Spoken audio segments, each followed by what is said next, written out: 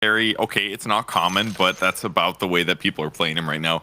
The TSM draft, on the other hand, is definitely kind of wild. Mid Bristleback is not the normal way you play the hero. Typically, carry, traditionally off lane, and then, yeah, the carry Legion. It's definitely going to lane okay against Viper. That's what they're looking to undercut, because the value of Viper is so much about that lane dominance. Nightfall has succeeded so much on this hero traditionally because you just stack up the poison stacks and you do a huge amount of damage. But if Tomato just presses the attack once in a while, it's not only going to heal him, it's also going to dispel the poison attack and heal up a lot of the damage that he took. And it's basically going to mean that their mana expenditures are going to be very similar. So it is one way to make your lane go better. That part, I don't question. I'm curious how Tomato's going to transition. He's going to play more of like an offlane Legion, get the Blink Dagger, the Blade Mail, the BKB, that kind of thing. Typically, when you try to play Legion this way, it struggles a bit. So maybe TSM gets what they want, but it's gonna make a really weird game. That's for sure. Well, I cannot wait to see how this is all going to play out. I think we've got a very high tempo draft coming out from the side of TSM. Evil Geniuses, they're going to be taking a little bit more time, and I'm very interested to see how they're going to deal with the sniper. Do you think they pivoted too with the, because I know we've been seeing a lot of the Dawnbreaker recently, but mostly as that off lane position. Do you think that was something that they were just like, oh, well, if they're going to be running a Bristleback, they're going to be doing this and this. Why not change it? We have seen some offlane Dawnbreaker. I feel like we've seen more support by just a little bit, at least. At least some of the most recent games, we saw Sammy Boy playing it a couple times as position 5. The hero she's got 60 damage. She has no stat item, 60 damage, 4.3 armor. She's just going to run a Saberlight here. Fly is with the Orb of Venom. If they can get on top of Saberlight, and then they can combo the shrapnel damage, which they are doing here, by the way. Yeah, Fly just completely zoning him with help from RTZ Shrapnel. The skill is really, really strong. Nice little snipe there with the boar. That's cool. One less mango for Fly. Now he only has 2 mangoes, Moxie. What is he going to do? Only 2 mangoes. They're going to start calling him 2 Mango Fly. They're going to start bullying him, dude. Not cool. But look at this pressure. Oh my god. Yeah, for sure, for sure. You know, I figured that they'd probably be trying to, punish any sort of weird positioning coming out from the Zeus because, he is the squishier. But when they do the sort of creep manipulation, definitely makes sense to put the pressure over here on Saberlight. He was trying to bait out breaking the salve with the hammer, but Fly saves his mana here. They're just going to get the air experience as they can. The mid lane kind of interesting. Brawl is a bit low already, but probably has his bottle coming. He does. He will be A-okay there. Not exactly the normal lane matchup, the old Bristle versus Ember mid. It's okay for Bristle. I mean, Ember's armor is not that high, but as long as he's getting a magic stick stacks while he trades here, it should be just fine for him. I love this top lane. It is very strange to see the Dire Heroes behind the tower on the side of the Radiant. Yeah, when the creep waves get pulled together like that, it's very important, though. I like this aggression, too. Yeah, we're seeing the pressure being placed over here on Saberlight. He's underneath his tower. You figured that he'd be safe here, but it's not looking too great as there's going to be the first blood. But now RTZ, he is getting clicked away here by Moon Meander. We'll go pop the stick, so it's going to be all right, but feeling probably a little nervous there for just a moment. Shrapnel is just such a good early game skill. I mean, out of all skills, it does some of the highest amount of damage. It's a 2-point skill. If you're under Shrapnel for the full duration, it's doing 400 damage, which is incredible, right? If you're just there for half the duration, it's a very strong level 2 nuke, not to mention the extra attacks you get on your opponents. So comboing them with the extra slow potential that Dawnbreaker has, the strong body that Dawnbreaker has, it means Sniper is just going to be more stabilized in his laning stage. His last hits are fine right now. He's got 11. It's a little bit undercut by the fact that Dawnbreaker had to go follow the creep wave that got pulled, but that extra net worth on Dawnbreaker isn't really going to hurt her much either. In fact, that's a fast boost for Fly now to help him utilize her 310 movement speed even better. And he's been killing boars. Really nicely done by Fly so far. Yeah, he's had plenty of harassment coming out here, and it is a very strong laner, so I see some difficulty. I can see the pings come out here. He's going to try to slow down Saberlight. There's that trap that we talked about. Starbreaker on board. Going to get interrupted by Moon, but they still get themselves a kill. And the heavily jump will ensure that Zeus will survive here. Yeah. I mean, Moon Meander did the best he could. He interrupts the Starbreaker with his bolt, but the slow was just kind of overwhelming there. The only thing that went well for them there is it cost them 2 shrapnels. That's still only 100 mana out of Sniper. His mana pool is kind of untouchable until he hits 6, to be honest. So yeah, really nice lane start here for the little sniper man. Hasn't really seen too much success in pro games in a while. Uh-oh, Bryle getting harassed here by Abed. Did manage to grab the water rune. You have to be careful, though. There's a bristleback. You don't want to overcommit. Looks like Abed's just going to make his way back to the middle lane, continue farming, and Bryle's going to have to do the long walk home. Yeah, it's important that Abed was able to grab the water rune over him. Doesn't get to stay in the lane, has to run back. Moon Meander will catch some of the experience in the meantime, which isn't terrible for him, but those sleight of fists don't feel good. How's that safe lane going? Legion's 19-5, Viper 15-6, so I would say the lane is so far a success for Tomato, but he is a bit low here. So Nightfall has completely full mana, so that doesn't look so good. I mean, it's a Viper, right? You expect something to be like this. He's the lane dominator. He's one of those heroes that really bullies the melee quite a bit. And yeah, Tomato has the capability of, you know, being able to purge off some of that poison, but it is a bit difficult. And, you know, Dubo's doing the best he can. He has been doing a lot of harass. Been seeing a lot of dual breaths down there, trying to, you know, put out harass, slow them down a bit. But yeah, but the problem is that Nightfall's mana is just so full here. Right. He's gonna have to mango just to save himself if he lives here. Nah, like that's the problem. If Nightfall's mana was at like half or a little bit lower, then it would feel better, right? But the fact that he was completely full there, and he had a full and he had an urn, it's a bad sign. Clearly some trading happened. So how would you like to see them play this lane then here? Because you're talking about the fact that he's just got so much mana still online. Are there a specific way that they should be adjusting, or is it just the fact that it's a tough lane? I mean, I missed a lot of the laning stage because I was looking at the other ones, but it's just the fact that Tomato's HP was super low and his mana was basically gone completely means he's in trouble territory. Oh. If he was still full, I would have felt better about it. Another kill for Fly? Holy crap. He has just been on point, like, with these, just the aggression. In fact, they're actually going to TP up Dubu, because they've just been allowed to have way too much freedom in this top lane. As we said, Fly having 3 kills under his belt, 1 assist, and this harass just doesn't stop. Fly's just getting so much damage. Every hammer he throws, it's hitting 2 heroes and really lowering their HP and making it harder for them to fight there. I mean, this hero's just so good. For a ward. Yeah, it is really good. And Fly's level is so fantastic. Level 5 here. Makes his mana go very far. Now he's even got an Arcane Boots as a 5 position here at 6 minutes. This is like unprecedented farm for your 5. And it isn't even like his carry died a lot and he got caught up there. I mean, he's maybe stolen some last hits here. He's got 19. But it's a dead Tomato. Are you ready to run? And possibly, no, I don't think Abed's gonna go for that. He's gonna play it safe. Staying a little bit too low. Nice ice path though coming out from Dubu. Does manage to slow down a little bit. Saber Light, he's trying, but Arteezy just keeps clicking away. The body blocks Flies just like, you know what? I'll just make sure that we get that easily. And now with the rotation from Bryle, this should be a death for Arteezy, so needed. He peeped him 1 time in the face right before he died, at least. One little headshot. But yeah, very effective game so far. The net worth on Dawn is very high. He's matching Tomato's Legion commander. I gotta say, the Legion against the Viper, I'm sure it's been okay at times, but I just feel like Press the Attack's cooldown is so long that it just wasn't close enough to really justify the pick. Like, ideally you'd want something that's lower cooldown. Maybe like a Abaddon Aphotic Shield would be more ideal in a lot of ways because it's lower cooldown. Comparable mana. Maybe it's not the best pick, but top lane, just putting the pressure down on Arteezy. Dropped all of his shrapnel charges. A good avalanche coming up from Crit. Toss up into the air. It's going to be a kill, and now Moon Meander is left alone, but he manages to juke around Abed as Bryle is going to try to just run away. Looks like he'll be successful. Moon Meander, though, oh, he walks right into Crit, and we'll use the Heavenly Jump to get away. Avalanche doesn't quite connect. Ooh, but there's no TP, so they are going to be spending a little bit of time hunting for Moon Meander. There is no escape other than death. Okay, Ovid finally.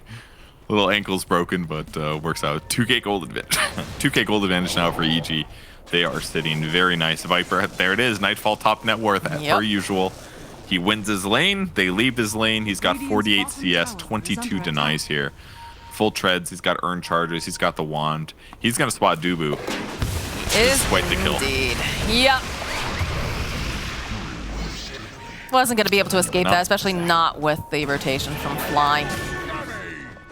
Yep, not much he can do about that one. And instantly Fly goes for the D ward too, so undermines Jakiro's advantage in that moment from what he accomplished.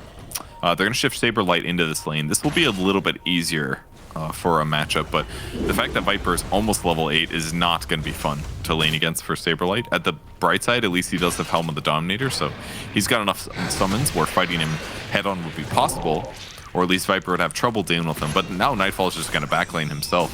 He's going to pull this creep wave over, just use Nether Toxin to clear this out, and then he just doesn't have to worry about anything that Beastmaster will provide.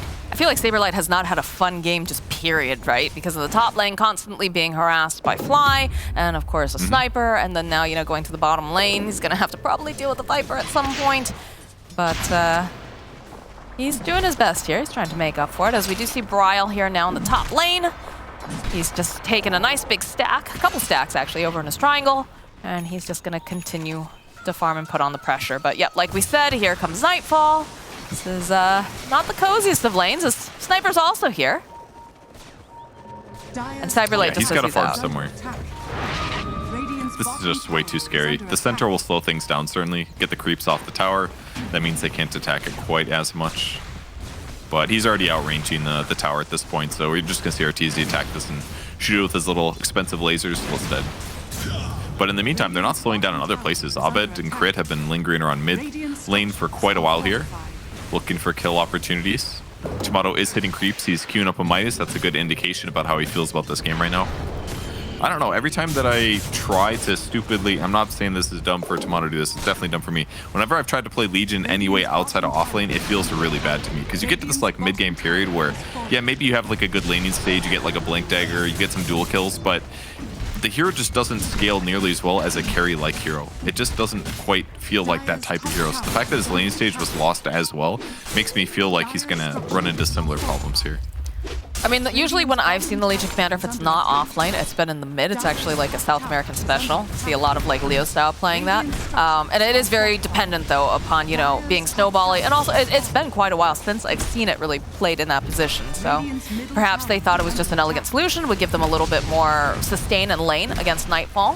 But yeah, it's definitely not something that's very common and that is easy to execute. As the pressure's on the mid tower, this should easily belong here to Nightfall. And they'll go for maybe a little bit of a scout here from Moon.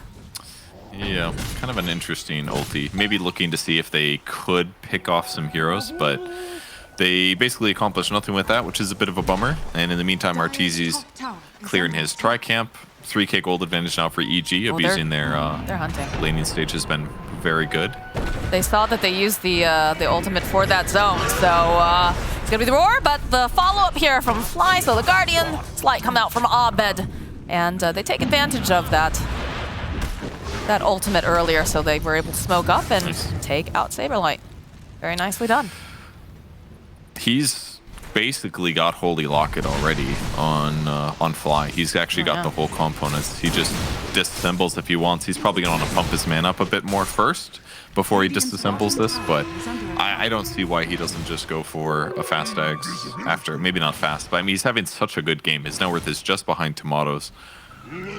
I just don't see why he doesn't provide a huge amount of heals for the rest of the game. Heals on top of Sniper are great. Heals on top of Viper are great. I really like how the Dawn fits into this lineup. Yeah, I think what did Fly get, like 3 kills like during the laning stage and like one assist. So yeah, he's in a very good position to be able to be that support for his team. And you see Crit's getting a little bit of information around this area. Moon throwing out the lightning bolt. Avalanche.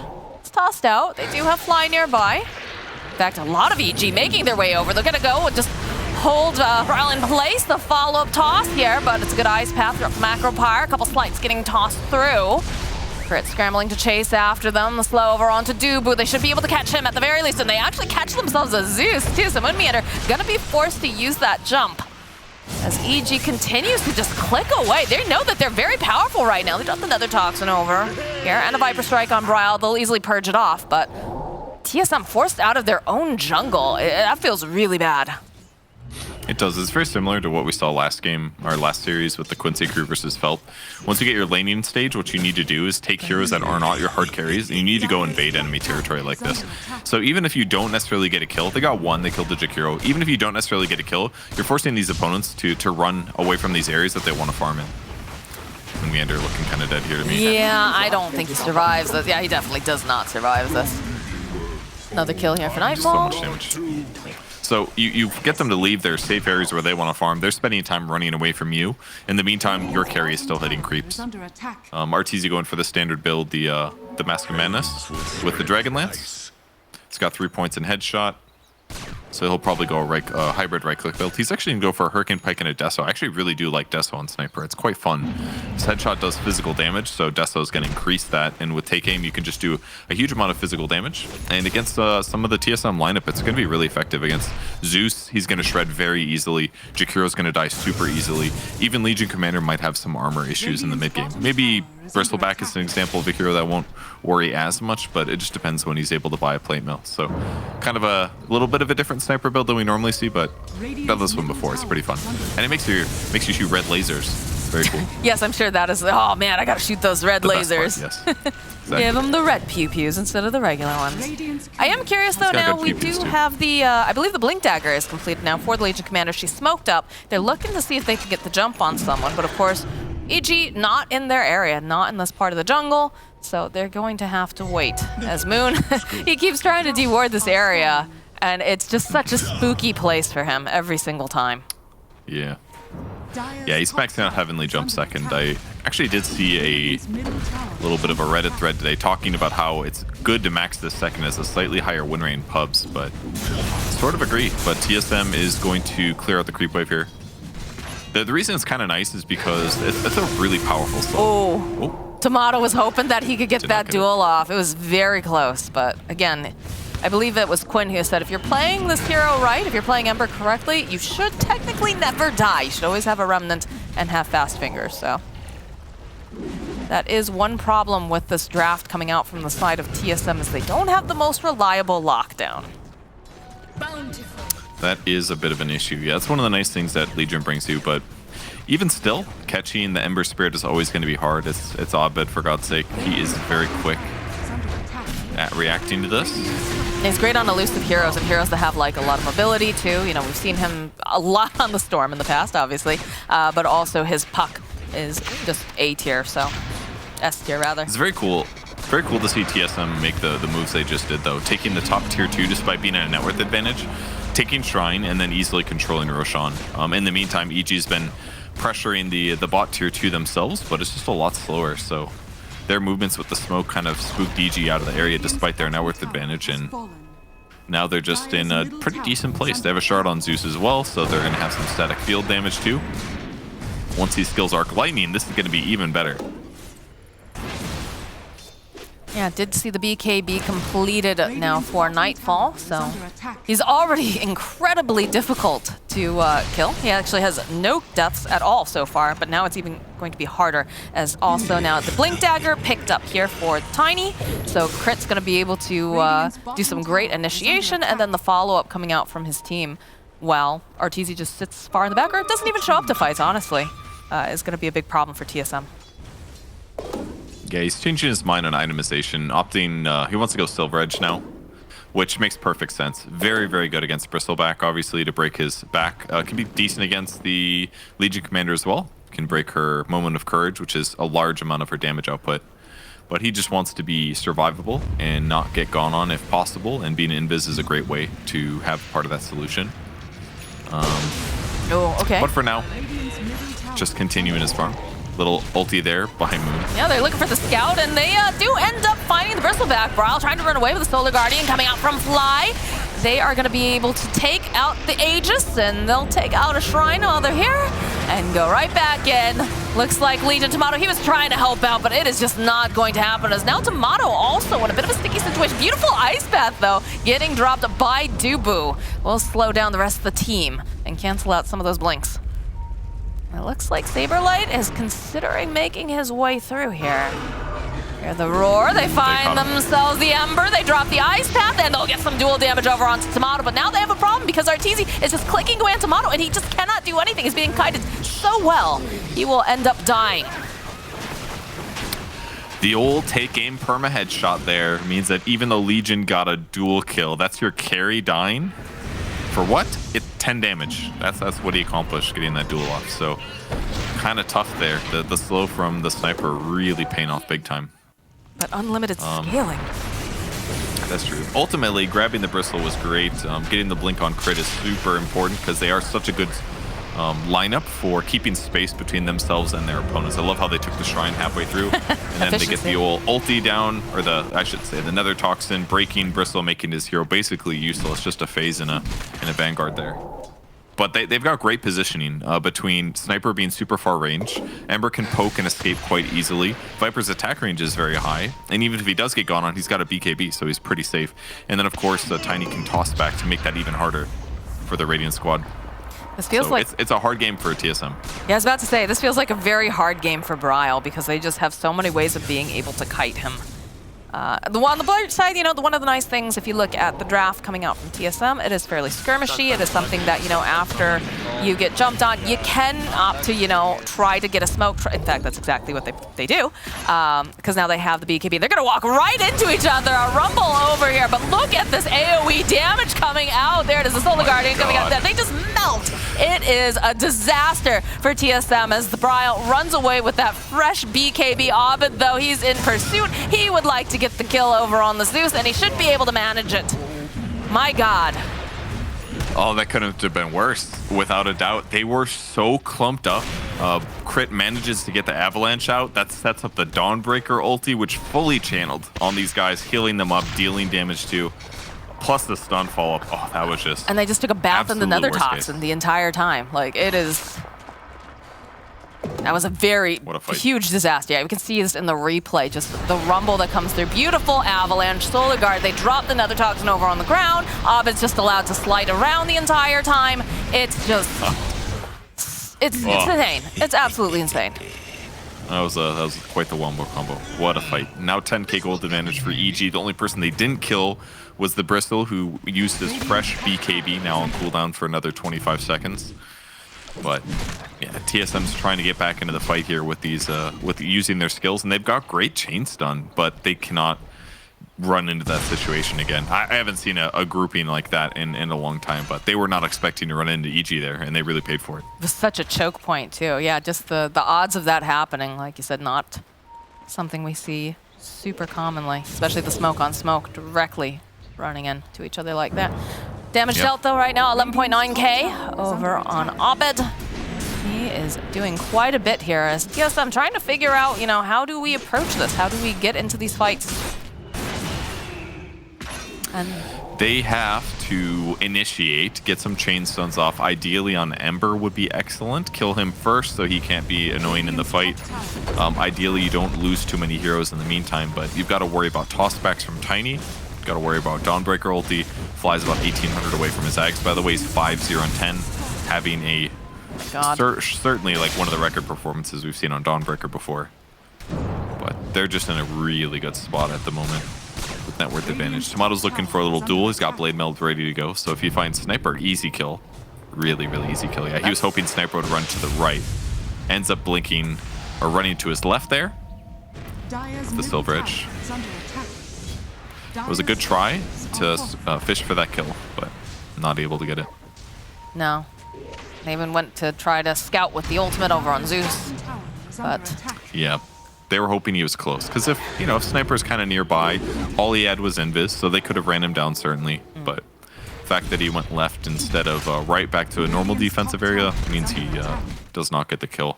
So they're trying for opportunities. What a wonderful heart.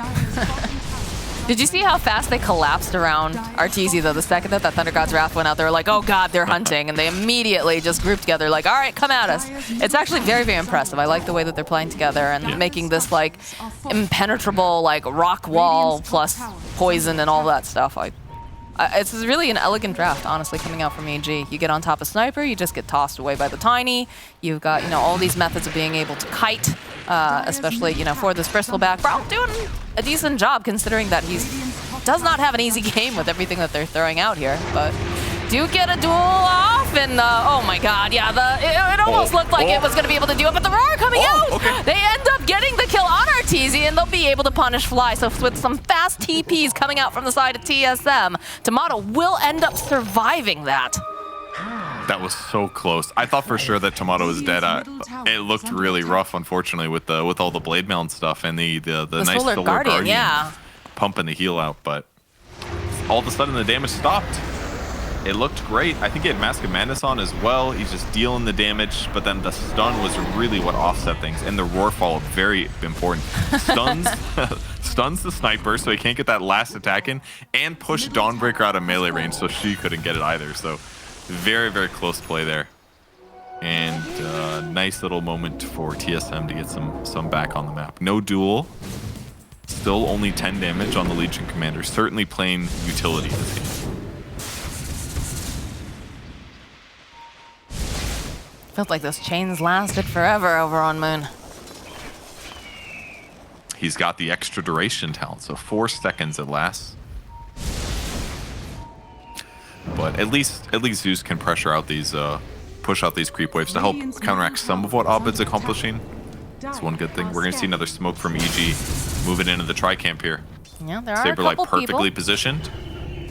Yep, there's the Avalanche, though. They drop the ward. They have the vision, go for the Roar, and he's just ticking down with too much here. So Grit will end up getting the kill on Saberlight. Braille, they're joining into the fray. They realize that they might not have the whole team here. This Thunder God's Wrath come out, and they're just going to bash away over at Crit. They'll get a kill. And they're look at Nightfall. He's like, he sees that creep, and he's like, oh, I want that too. Sticks around a little bit longer. A little bit of that kiting coming on. Look at this range of the damage here over onto Braille. That feels real bad, especially when they've dropped that Nether Toxin and break the Bristle.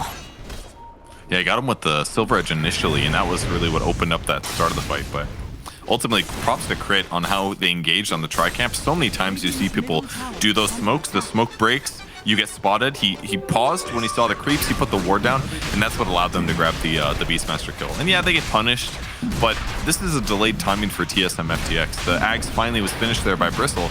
It's where your hero allows you to run at your opponents, but he had to buy BKB first, so his timing got delayed. He does get a kill, but it was just a support, so not exactly who he wants.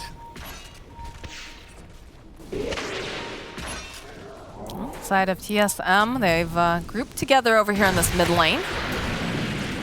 They're gonna play behind Braille. They know they have to be a bit careful here. They'll go for a smoke play. Invading into the tri-camp area. Do a little bit of dewarding while they're at it. One of the nice benefits here of having a Zeus as a support. But EG, they've made their way to the top. And they are ready to hit some racks here. Hit some towers and racks. They really are. Aegis on Sniper, 2 sources of break against the Bristle. His only safety basically is BKB and his allies backing him up. Nightfall's got Shard as well. This tower's just dying. They did not get the ever-powerful Grove Bow, though. That's true. They did not get that. That's one thing that TSM has going for them here. Could be worse. Hurricane Pike on Sniper now. He can defend himself against the Bristle a bit better. Look at this range. I don't know how you get the jump on this guy, especially with the draft that they've got here on the side of Evil Geniuses. You don't want to send your safe lane Legion like jumping in there to try lockdown. They'll open up with an ice path. That's great. But again, that break coming into play. The toss back over on Braille. He's got the BKB. But this physical damage is just proving to be too much. So they'll get a kill on Braille very easily. And they'll continue putting the damage over on the buildings. Nightfall just gets a kill on Moon Meander because he's a Viper, you know? Okay. Sometimes these things happen. And I don't know how they push them off right now. Especially not with their Bristleback. They call GG. They realize that they just can't do it.